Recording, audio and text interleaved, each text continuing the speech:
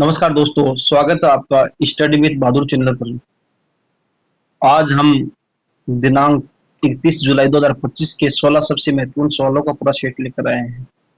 इसमें 5 current affairs, 5 static GK और 6 general science के सवाल होंगे। हर सवाल के साथ मिलेगा विस्तृत उत्तर संगठन की जानकारी, राजधानी मुद्रा और आसान याद रखने वाली टिप्स। अगर आप एसएससी, रेलवे, बैंकिंग या किसी भी सरकारी परीक्षा की तैयारी कर रहे हैं तो ये वीडियो आपके लिए बहुत मददगार होगी। तो चलिए बिना देरी के शुरू करते हैं आज का पहला सवाल।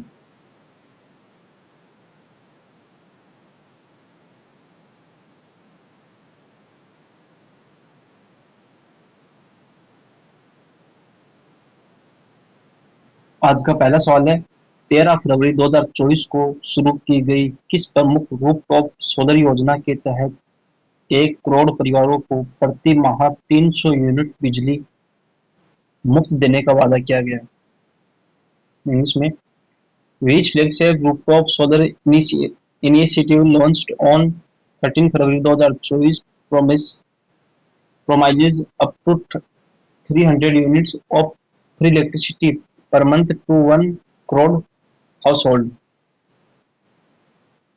इसमें ऑप्शन दे रखा है, ग्रीन ऊर्जा एनर्जी, पीएम सोलर सुविधा, पीएम सूरत शक्ति योजना, पीएम सूर्य घर योजना। 13 फरवरी को लॉन्च हुई है और कितनी 300 यूनिट बिजली फ्री है। तो ये कौन सी योजना है? पीएम सूर्य घर योजना। चलो थोड़ा जानते हैं इसको डिटेल से। पीएम सूर्य घर योजना को 13 फरवरी 2024 को प्रधानमंत्री नरेंद्र मोदी द्वारा लॉन्च किया गया था। इसका उद्देश्य 1 करोड़ घरों की छतों पर सौर पैनल लगाकर उन्हें हर महीने 300 यूनिट तक मुफ्त बिजली देना है। पीएम सूर्योदय योजना वाज लॉन्च्ड ऑन पीएम सूर्योदय योजना launched on 13 February 2024 by Prime Minister Narendra Modi. The scheme aims to provide up to 300 units of free electricity per month by installing solar rooftop on 1 crore household. समझ गए आप? चलो इसको थोड़ा समझेंगे addition circuit में।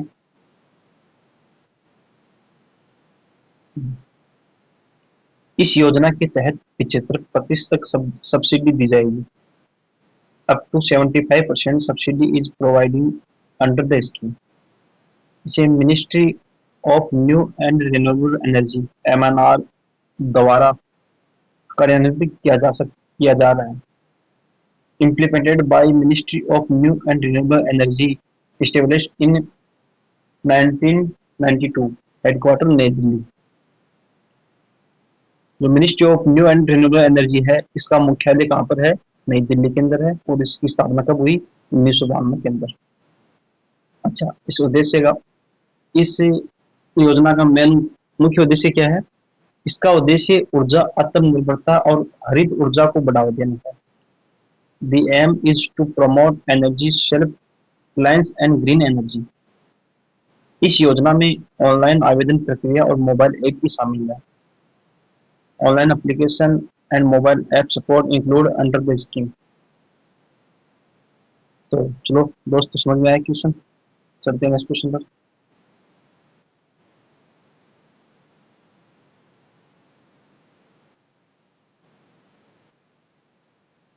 क्वेश्चन नंबर 2 क्या कहता है?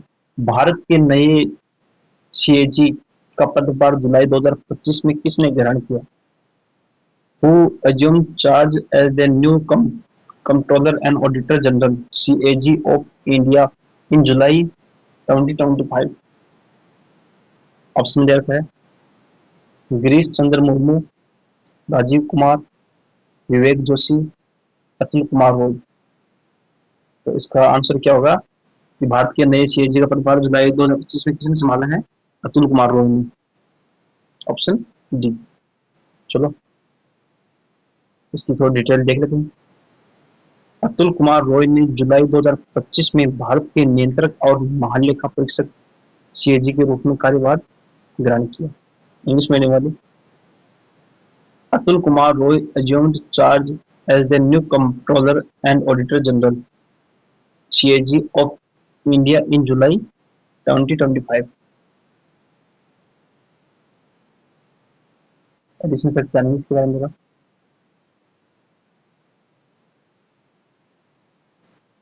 सीएजी का कार्यकाल 6 वर्षों या 65 वर्ष की आयु तक होता है। CAG has a tenure of 6 year और up to age 65 which is early. यह संस्था 1971 में सीएजी एक्ट के तहत गठित हुई थी। Institution government by the CAG act 1971 और इसका मुख्यालय कहाँ पर है? नई Delhi. Headquarter new Delhi. CAG भारतीय संविधान के अनुच्छेद 148 के अंतर्गत एक संवैधानिक पद है।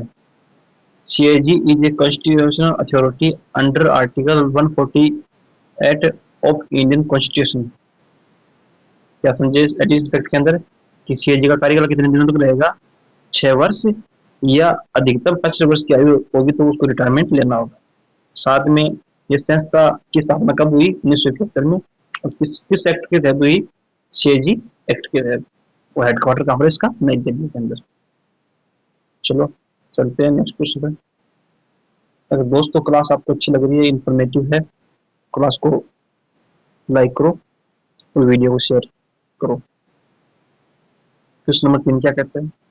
विश्व बैंक द्वारा जारी इंडियन डेवलपमेंट अपडेट जुलाई 2025 के अनुसार भारत की 2025-26 के लिए अनुमानित जीडीपी वृद्धि दर क्या है? According to the World Bank's India development update July 2025, what is India's projected GDP growth rate for 2025-26? Option इधर का है 6.0%, 6.4%, 6.6%, 6.8%। अनुमानित वृद्धि दर क्या है जीडीपी की 2025-26 के अंदर? इसका आंसर होगा 6.6%। चलो थोड़ा समझते हैं इसको डिटेल से। विश्व बैंक की report India development update July 2025 में भारत की 2025-26 की जीडीपी वृद्धि दर 6.6 अनुमानित की गई है। इंग्लिश पढ़ने वाले the World Bank in its July 2025 India development update projected India's is GDP growth rate at 6.6% for financial year 2025-26। Additional fact के बारे में जानेंगे, जिसमें एडिशनल फैक्ट हम रोजाना देते हैं हर क्वेश्चन का। उसके अंदर एक ही क्वेश्चन के अंदर आपको 2-3 क्वेश्चन मिलेंगे एक्सप्लेनेशन के रूप में। साथ में आपको एडिशनल नॉलेज हो कि क्वेश्चन एक क्वेश्चन के अंदर वो किसी भी तरीके से एग्जाम में कोई क्वेश्चन पूछ सकता है, तो आपको हर तरीके से उसका आंसर पता हो। चलो थोड़ा समझते हैं इसको। रिपोर्ट द्विवार्षिक रूप से प्रकाशित होती है। The report is published by annually. Bharat की आर्थिक मजबूती के कारण यह अनुमान रखा गया है। The projection reflects India's strong macro economic fundamentals. Bharat की वास्तविक जीडीपी वृद्धि दर 2024-25 में 7.2% थी। India's real GDP growth for 2024-25 was 7.2%। विश्व बैंक की स्थापना 1944 में हुई थी और इसका मुख्यालय वाशिंगटन डीसी के अंदर। World bank was established in 1944, headquarter Washington DC USA. तो आप देखो बात जीडीपी की और विश्व बैंक की आ गई, तो हमने इसमें किस चीज को कवर कर लिया? विश्व बैंक की स्थापना कब हुई? 1944 के अंदर, और इसका हेडक्वार्टर कहाँ पर है? Washington DC USA. इसको भी मैंने कवर कर लिया। तो इसी वजह से किसी भी फर्म या ऑर्गेनाइजेशन का जब अपने क्वेश्चन के अंदर नाम आता है तो हम उसका फुल पोस्टमार्टम करते हैं कि उसका कहाँ पर और स्थापना स्टेब्लिश में है और उसका मुख्यालय कहाँ पर है, साथ में उसकी स्थापना कब हुई, ये सब जानते हैं। चलो चलते हैं नेक्स्ट क्वेश्चन पर।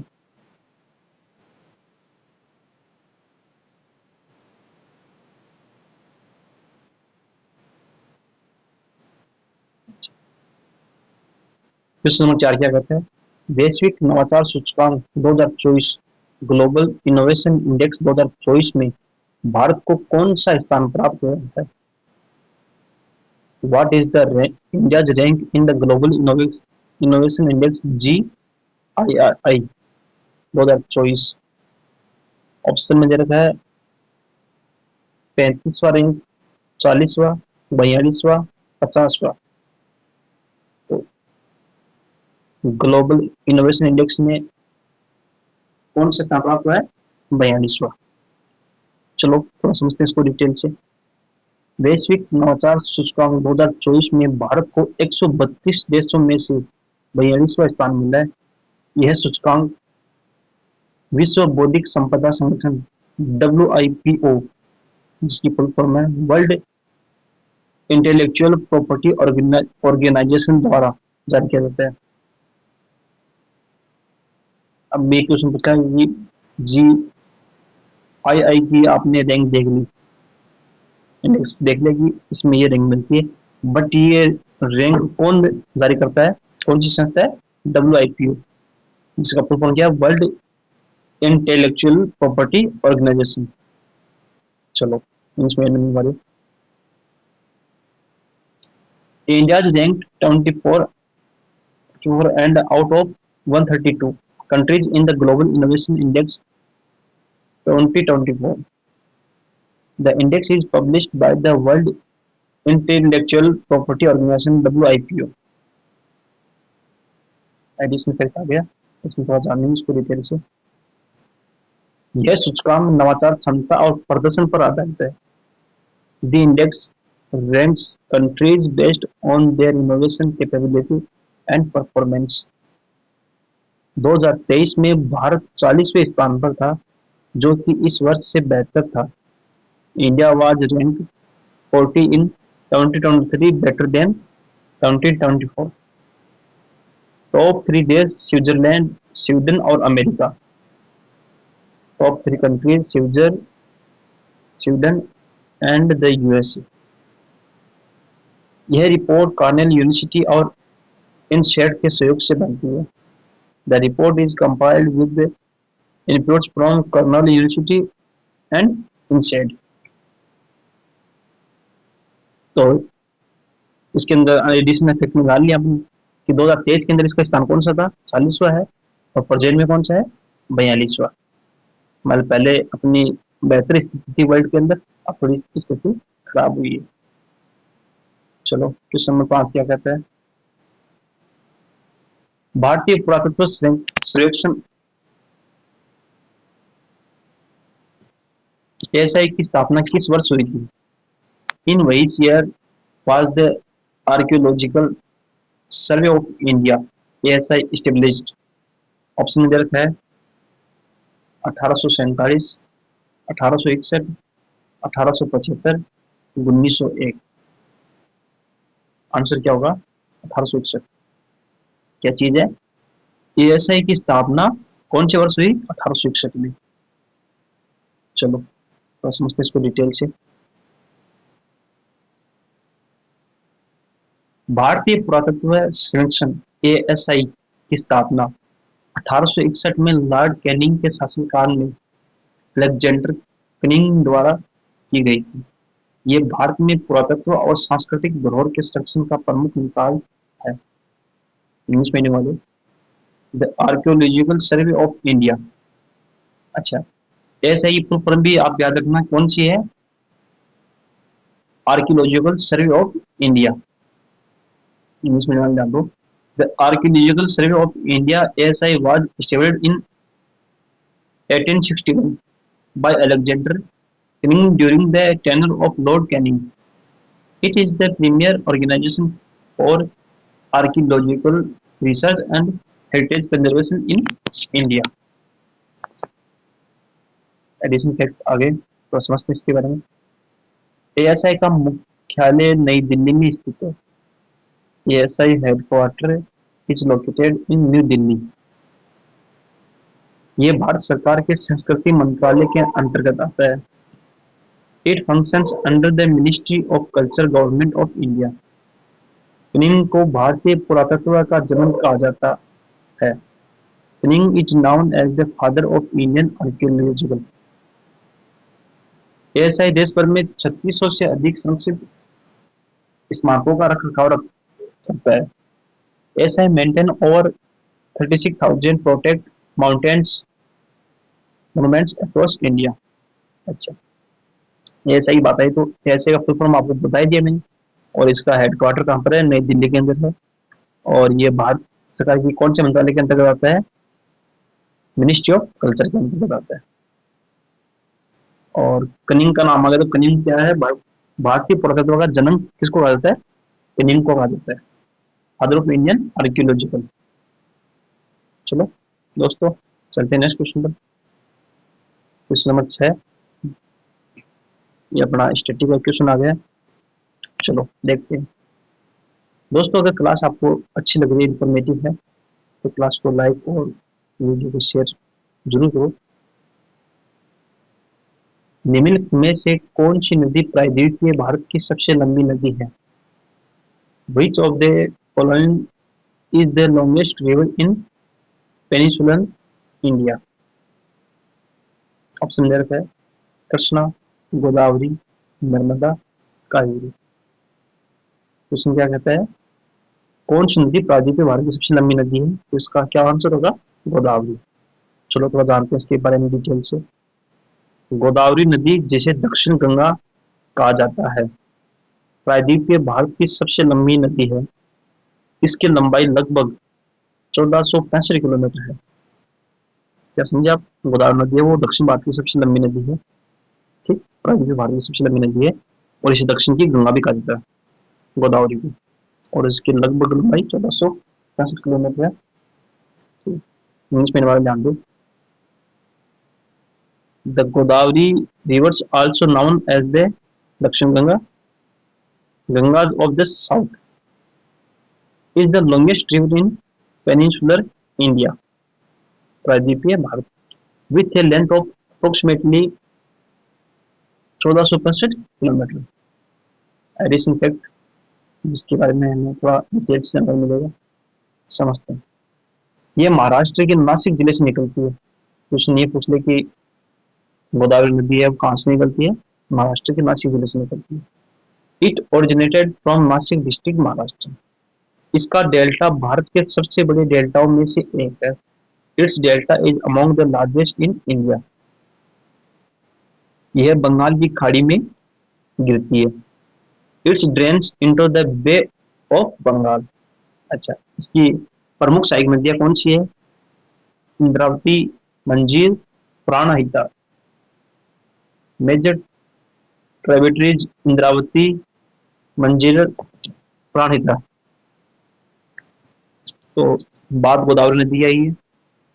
तो एडिशन फैक्ट में हमने क्या जान लिया इसके बारे में? इसकी उत्पत्ति मतलब ओरिजिन कहाँ से हुई है? महाराष्ट्र के नासिक जिले से निकलती है।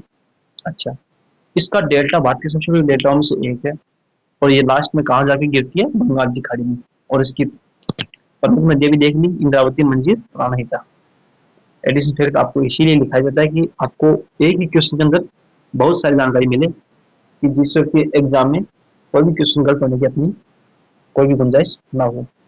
चलो क्वेश्चन नंबर 7 के अंदर आ गए। क्वेश्चन नंबर 7 क्या कहता है? संविधान के किस अनुच्छेद के अंतर्गत राष्ट्रपति आपातकाल घोषित कर सकता है?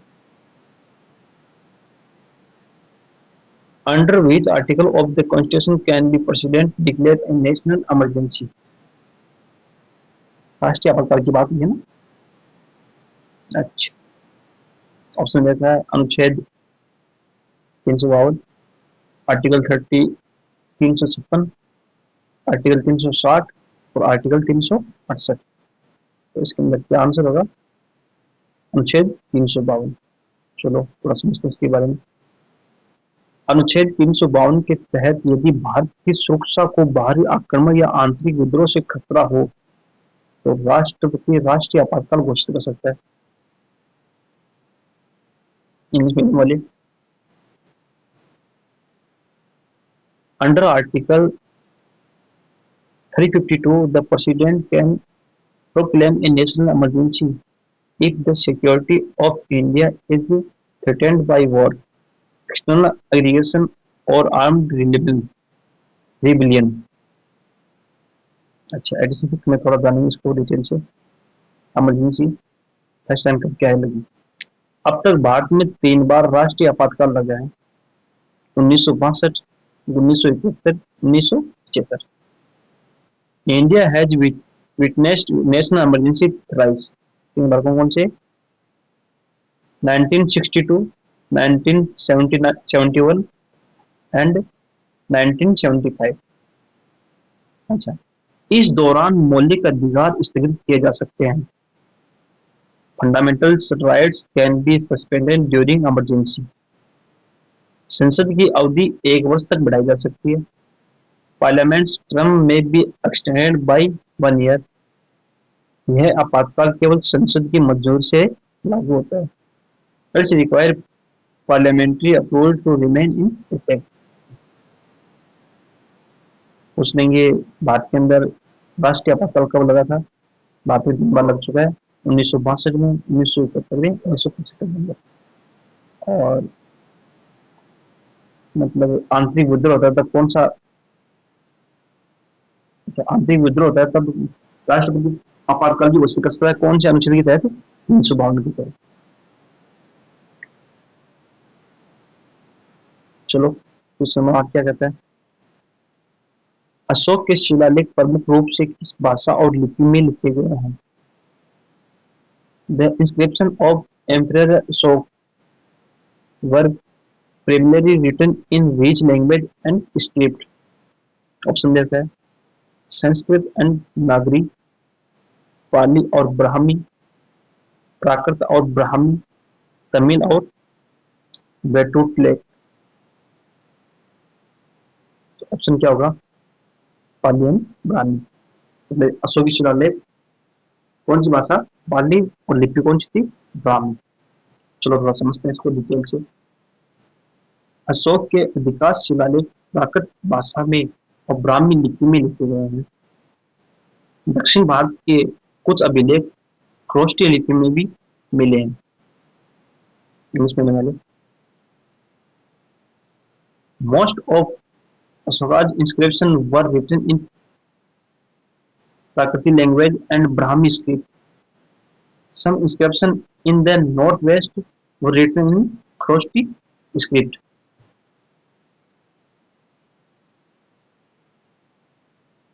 एडिशन फैक्ट क्या कहता है? ब्राह्मी लिपि को जेम्स प्रिंसेप ने 1837 में पढ़ा। Brahmi scripts were deciphered by James Prinsep in 1837। शिलालेखों में बौद्ध धर्म के सिद्धांत और धम्म की बातें लिखी गई है। Inscription highlighted Buddhist principle and dhamma. सबसे प्रसिद्ध शिलालेख गिरनार, रुमिनदेई और सारनाथ में पाए गए। Famous sites Girnar, Rummindei, Sarnath. अच्छा, अशोक का शासनकाल मौर्य वंश के दौरान था, 268 से 232 ईसा पूर्व।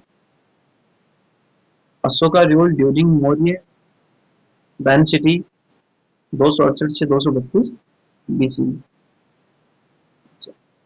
कुछ नहीं आ सकता कि ब्राह्मी लिपि को सबसे पहले किसने पढ़ा? जेम्स प्रिंसेप ने 1837 में पढ़ा। और शिलालेखों में कौन से धर्म के बारे में ज्यादा बातें की गई है? बौद्ध और धर्म की बातें की गई है। चलो चलते हैं इस क्वेश्चन पर। तो क्वेश्चन अपना पॉलिटिक्स आ गया, देखते हैं इसको। क्वेश्चन नंबर 9 क्या कहता है? भारतीय राज्य पुनर्गठन अधिनियम स्टेट रीऑर्गेनाइजेशन एक्ट कब पारित हुआ था? When was the State Reorganization Act passed in India? Option दिया था 1951, 1953, 1956, 1960। तो इसका क्या आंसर होगा?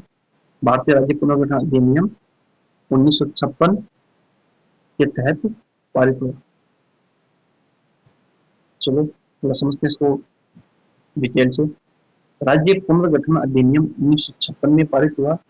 जिसने राज्य को भाषाई आधार पर पुनर्गठित किया। इंग्लिश मीडियम वाले। The states reorganisation act was passed in 1956 which reorganized Indian states primarily on linguistic lines। Edition fact में जानिए। इसमें 14 राज्य और 6 केंद्र शासित प्रदेश बनाए गए। 14 14 states and 6 union territories were formed। यह अधिनियम फजल अली आयोग की सिफारिशों पर आधारित था। Based on Fazal Ali commission recommendation. संविधान में पार्ट फर्स्ट और शेड्यूल फर्स्ट इस अधिनियम से संबंधित है। Related to part first and first schedule of the constitution. भाषाई पहचान पहली बार प्रशासनिक ढांचे का आधार बनी। First time linguistic identity became basic of administration. अच्छा दोस्तों, एडिशन फैक्ट में क्या हुआ कि राज्य पुनर्गठन अधिनियम की बात हुई जो 1956 के तहत पारित हुआ। बट इसमें एडिशन रिपोर्ट में क्या जानकारी में क्या मिली कि ये किसकी सिफारिश पर लागू हुआ? फजल अली आयोग की सिफारिश पर लागू हुआ। और इसमें शुरुआत के अंदर 14 राज्य और 6 केंद्र शासित प्रदेश बनाए गए। और संविधान का जो पार्ट फर्स्ट और अनुसूची फर्स्ट है वो भी इसके अधिनियम से संबंधित है। इसलिए हम आपको एडिशन फिर लिखवाते हैं। क्वेश्चन नंबर 10 क्या कहता है? भारत में मोहनजोदड़ो किस नदी के किनारे स्थित था? Mohenjodaro was located on the bank of which river? Option दे रखा है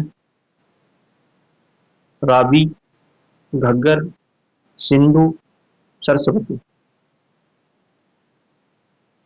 इसका आंसर क्या होगा? मोहनजोदड़ो सिंधु नदी के किनारे स्थित था। थोड़ा डिटेल से समझते हैं इसको। मोहनजोदड़ो सिंधु घाटी सभ्यता का एक प्रमुख शहर था जो सिंधु नदी के तट पर स्थित था।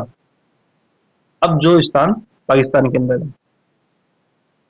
इंग्लिश मीडियम वाले।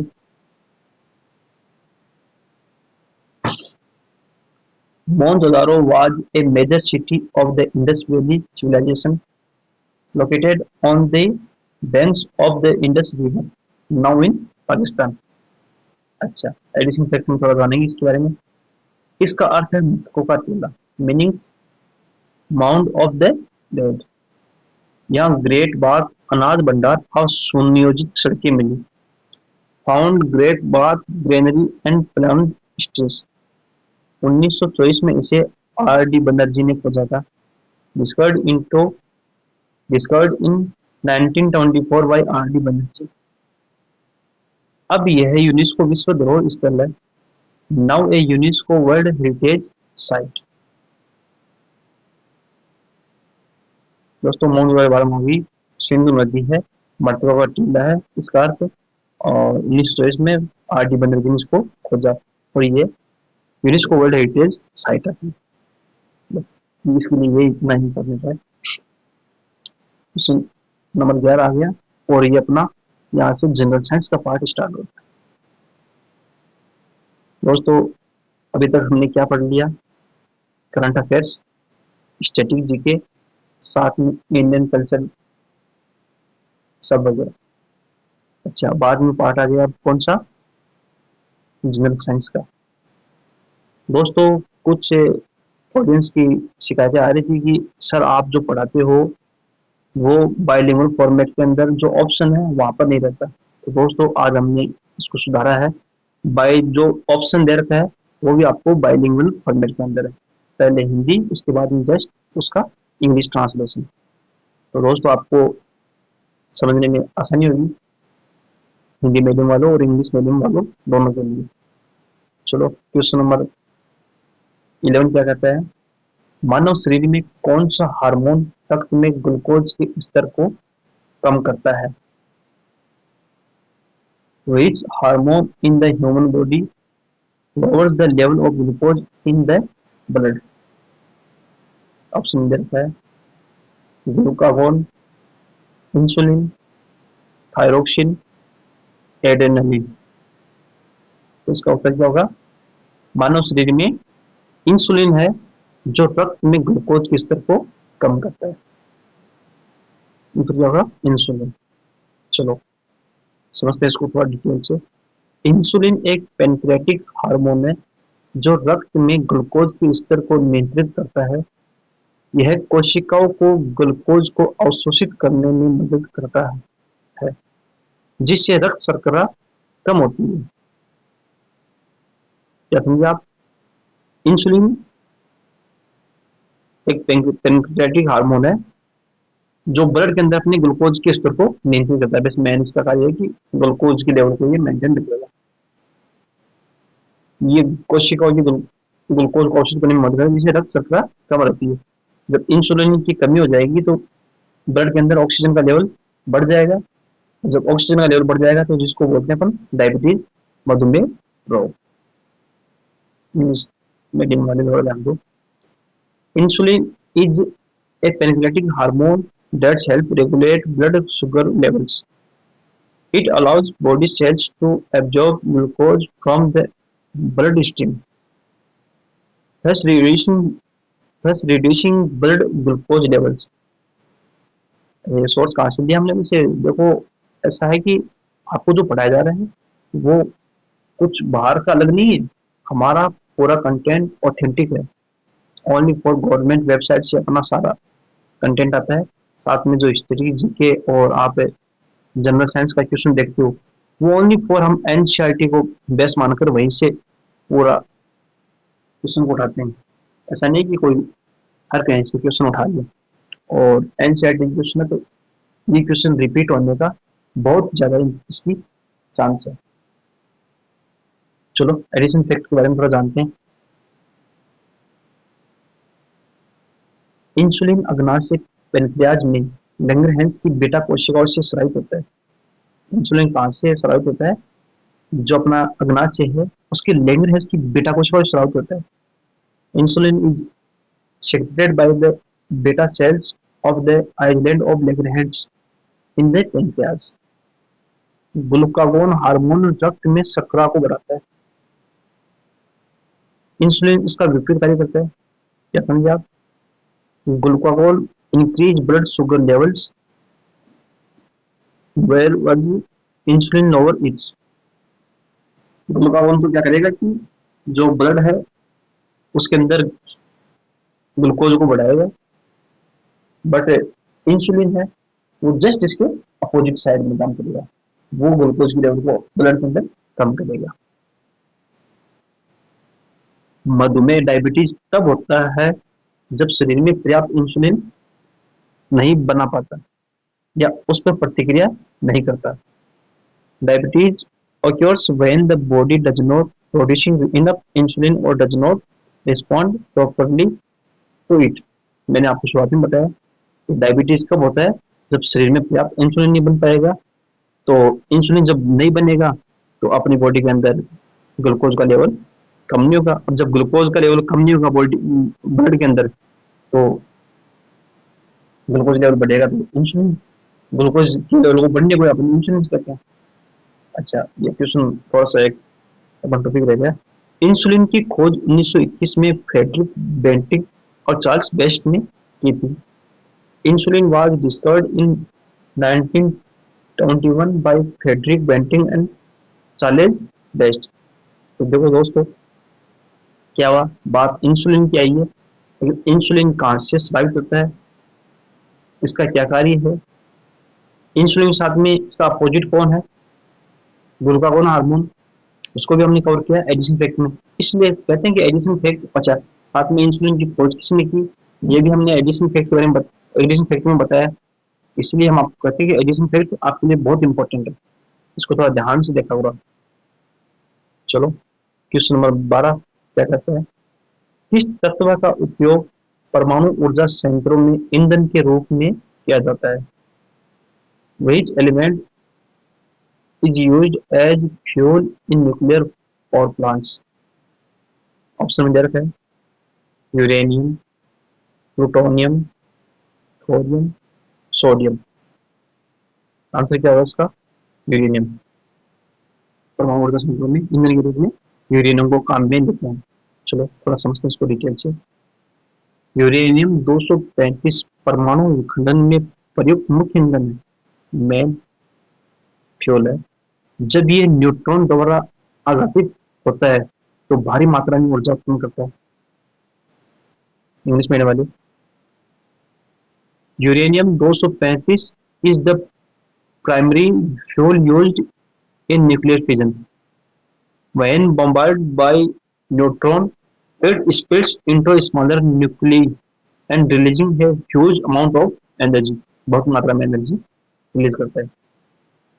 देखो ये भी एनसीईआरटी क्लास 10 से लिया गया है। एडिशन फैक्ट आ गया।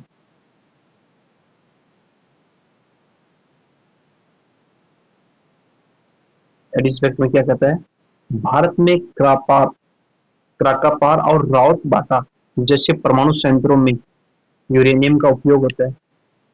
Uranium is used in Indian nuclear power plants like Kakrapar and Rawatbhata. Bharat में थोरियम भी एक वैकल्पिक परमाणु ईंधन के रूप में शोध में है।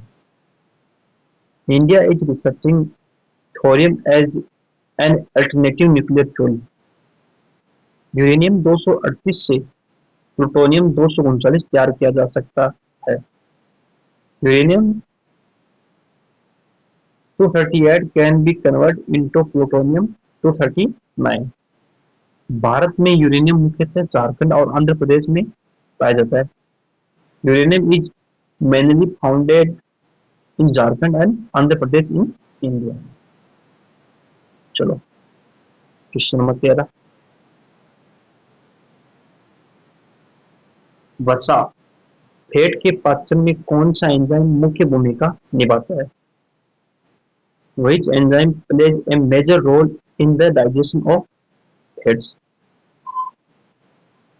वसा के पाचन में कौन सा एंजाइम मुख्य भूमिका निभाता है? तो ऑप्शन में रखा है पेप्सिन एंजाइम, ट्रिप्सिन, लाइपेज और एमाइलेज। तो आंसर क्या होगा? वसा के पाचन में कौन सा एंजाइम काम में लिया जाता है? Lipase, option C. चलो थोड़ा समझते हैं इसको डिटेल से। लाइपेज एंजाइम वसा को ग्लिसरॉल और फैटी एसिड में तोड़ता है। यह अग्नाशय से स्रावित होता है और छोटी आंत में कार्य करता है। क्या समझा? ये जो वसा है उसको छोटे टुकड़ों में तोड़ देता है। कौन कौन से? ग्लिसरॉल और फैटी एसिड के टुकड़ों में। और ये अग्नाशय से स्रावित होता है और छोटी आंत में कार्य करता है। इंग्लिश मीडियम वाले, lipase is the enzyme that breaks down fats into glycerol and fatty acids. It is secreted by the pancreas and acts in the small intestine. देखो ये भी हमने कहाँ से लिया? एनसीईआरटी की बुक है बायोलॉजी क्लास 10 से। चलो एडिशन फैक्ट आ गया। इसके अंदर आपको एक्स्ट्रा जानकारी मिलती है हमेशा। वसा पाचन के लिए पीत रस बाइल भी आवश्यक होता है जो यकृत से आता है। समझिए आप क्या कहता है? वसा की जो पाचन के लिए बाइल जूस आता है वो आता है, तो वो कहाँ से आता है? लीवर से आता है। Bile juice from the liver is also essential for fat digestion. मतलब फैट के लिए बहुत ज्यादा आवश्यक है पीत रस। पीत वसा को छोटे छोटे कणों में तोड़ता है, इमल्सिफिकेशन इसको कहते हैं। इमल्सिफिकेशन जो पीत है वो वसा की छोटे छोटे टुकड़ों में तोड़ता है ना, उसको बोलते हैं emulsification. Biles emulsifies fats into smaller droplets. Lipase मुख्य रूप से छोटी आंत में सक्रिय होता है। कहाँ पर जाकर सक्रिय होगा? छोटी आंत के अंदर। Lipase acts mainly in the small intestine. अग्नाशय 3 एंजाइम बनाता है, एमाइलेज, ट्रिप्सिन और lipase. Pancreas secretes 3 main enzyme, amylase, trypsin and lipase. Question number 14 क्या कहते हैं? मनुष्य के शरीर में लाल रक्त कोशिकाओं आरबीसी का जीवनकाल कितना होता है? What is the life span of red blood cells RBC in the human body? Option में क्या दे रखा है? 7 दिन, 90 दिन, 120 दिन, 180 दिन। क्वेश्चन में क्या पूछा है? लाल आरबीसी है, उसका जीवन काल, लाइफ स्पेन कितना है? तो उसका क्या उत्तर होगा? 120 दिन। चलो थोड़ा समझते हैं इसके बारे में थोड़ा डिटेल से। लाल रक्त कोशिकाएं लगभग 120 दिनों तक जीवित रहती है। इसके बाद वे यकृत और प्लीहा द्वारा नष्ट कर दी जाती है। इसका जीवनकाल कितना हो गया? 120 दिन। समझ में आने वाले। Red blood cells have a life span of about 120 days. After this period, they are destroyed by the liver and spleen. Addiction fact जानेंगे इसका आंसर क्या है? आरबीसी में कोई नाभिक नहीं होता जिससे वे अधिक ऑक्सीजन वहन कर सके। समझिए, RBC is lack of nucleus allowing more space for oxygen carrying hemoglobin. इन्हें अस्थि मज्जा बोन मेरो में उत्पादित किया जाता है। They are produced in the bone marrow. RBC कहाँ बनती है? Bone marrow. बोन मेरो कहाँ रहता है? जो अपनी बड़ी हड्डियां होती है ना, फीमर, उनके अंदर हड्डियों के बीच में जो खोखला स्थान है वहां पर बनता है।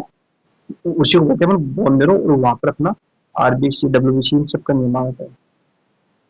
चलो आइए क्या कहते हैं, इनका मुख्य कार्य शरीर के ऊतकों को ऑक्सीजन पहुंचाना है। आरबीसी का मेन कार्य क्या है? शरीर की विभिन्न पार्ट है, वहां पर इस ऑक्सीजन को पहुंचाने का कार्य मेन कार्य है। Their main function is to transport oxygen to body tissues. Anaemia RBC की कमी से होता है। आरबीसी कमी हो जाएगी जब ब्लड के अंदर, तो कौन सा रोग होता है? Anaemia. Anaemia is caused by A deficiency of RBC. दोस्तों क्वेश्चन नंबर 15 के अंदर आ गए। और इससे पहले सूचना की क्लास अगर आपको अच्छी लग रही है, इंफॉर्मेटिव है, एग्जाम ओरिएंटेड है, तो क्लास को प्लीज लाइक और वीडियो को शेयर जरूर करें, जिससे कि अपने पास अधिक से अधिक कम्युनिटी बने। और गाइज अगर आपको किसी भी क्वेश्चन में कोई डाउट वगैरह रहता है तो आप कमेंट बॉक्स में वो डाउट लिख सकते हो, और उसका उत्तर आपको कमेंट में जरूर मिलेगा, और नेक्स्ट क्लास में भी हम उस चीज को डिस्कशन कर लेंगे। चलो क्वेश्चन नंबर 15 क्या कहते हैं? कौन सा अंग मनुष्य के शरीर में रक्त को शुद्ध करने का कार्य करता है? Which human organ is primarily responsible for purifying the blood? Blood को प्योर करने का कार्य कौन करता है? प्यूरिफाइंग का मतलब छानने का कार्य कौन करता है? क्वेश्चन ये पूछा गया। ऑप्शन में क्या देख रहा है? फेफड़े, लंग्स, लीवर, किडनी, दिल, हार्ट। इसका आंसर क्या होगा? ब्लड को प्योर शुद्ध करने का कार्य कौन किसका है? किडनी का। चलो थोड़ा ध्यान दो इसकी डिटेल एक्सप्लेनेशन में। गुर्दे रक्त को छानने और उसमें से विषैले पदार्थों को बाहर निकालने का कार्य करते हैं। वे यूरिया, क्रिएटिनिन और अन्य अपशिष्ट उत्पादों को मूत्र के रूप में बाहर निकालते हैं। इंग्लिश में वाली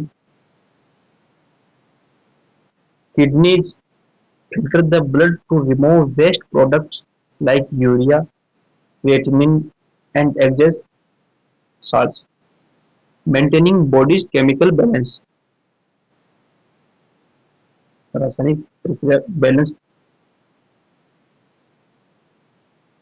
एडिशन क्या कहते हैं इसको? गुर्दे यानी किडनी प्रतिदिन लगभग 50 गैलन रक्त छानते हैं। Kidneys filter about 50 gallons of blood each day. मनुष्य के शरीर में 2 गुर्दे होते हैं जो रीढ़ के दोनों ओर स्थित होते हैं। Humans have 2 kidneys located on either side of the spine. गुर्दों का कार्य नेफ्रॉन नामक सूक्ष्म इकाई द्वारा होता है। The function unit of kidneys is called the nephron. Nephron की जो कार्य करने की इकाई है उसको क्या कहते हैं? नेफ्रॉन। और मनुष्य के अंदर 2 किडनी पाई जाती है। लंबे समय तक हाई ब्लड प्रेशर और डायबिटीज गुर्दे को क्षति के मुख्य कारण है। क्या हुआ? Long term high blood pressure and diabetes are major causes of kidney damage. Kidney damage का मेन क्या कारण हो गया? लंबे समय तक हाई ब्लड प्रेशर रहेगा, हाई बीपी रहेगी, और साथ में डायबिटीज है, तो आपकी किडनी खराब होने की पूरी संभावना है। अगर किसी को दिक्कत है किसी को, तो डॉक्टर से परामर्श जरूर ले। चलो क्वेश्चन नंबर 16 के अंदर आ गए हैं अपन। क्या कहता है क्वेश्चन नंबर 16? निम्न निम्नलिखित में से कौन सी धातु विद्युत और ऊष्मा की सबसे अच्छी चालक होती है?